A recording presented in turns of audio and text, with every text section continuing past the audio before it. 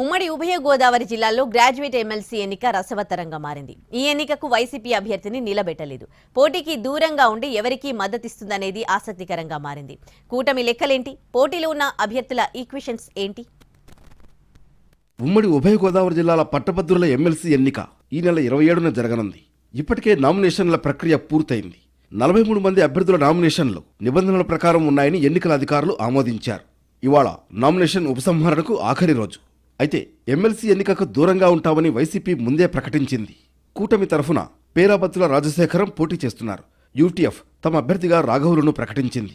పట్టభద్రుల ఎమ్మెల్సీ ఎన్నికల్లో మొత్తం 3,15,000 మందికి పైగా ఓటర్లున్నారు. వైసీపీ స్టాండ్ ఏంటనేది ఆసక్తికరంగా మారింది.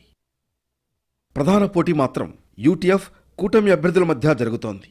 తాము వైసీపీని మద్దతు అడగబోమని, ఇస్తామంటే ఖచ్చితంగా తీసుకుంటామని యూటీఎఫ్ సిట్టింగ్ ఎమ్మెల్సీ ఐవీ ప్రకటించారు. డైరెక్ట్గా మద్దతివ్వకుండా స్థానికంగా ఉన్న పరిస్థితులను బట్టి జిల్లా నాయకత్వాలను నిర్ణయం తీసుకోవాలని ప్రకటించనుంది వైసీపీ. ఎన్నికల ముందు జరిగిన ఎమ్మెల్సీ ఎన్నికల్లో ప్రతిపక్షంలో ఉండి టీడీపీ 3 స్థానాలు కైవసం చేసుకుంది.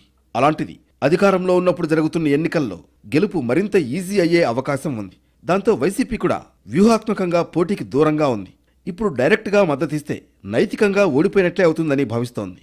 అందుకనుగుణంగానే ఆచితూచి స్పందిస్తోంది. వ్యవహారం తేడా రాకుండా మైండ్ గేమ్ ఆడుతోంది. ఎన్నికల ముందు వరకు జరుగుతున్న పరిణామాలను పరిశీలిస్తోంది. వైసీపీ వామపక్షాలకు సపోర్ట్ చేస్తే తమ విజయం మరింత ఈజీ అవుతుందని కూటమి భావిస్తోంది. మొత్తానికి ఉభయ గోదావరి జిల్లాల గ్రాడ్యుయేట్స్ ఎమ్మెల్సీ ఎన్నిక ఉత్కంఠ రేపుతోంది.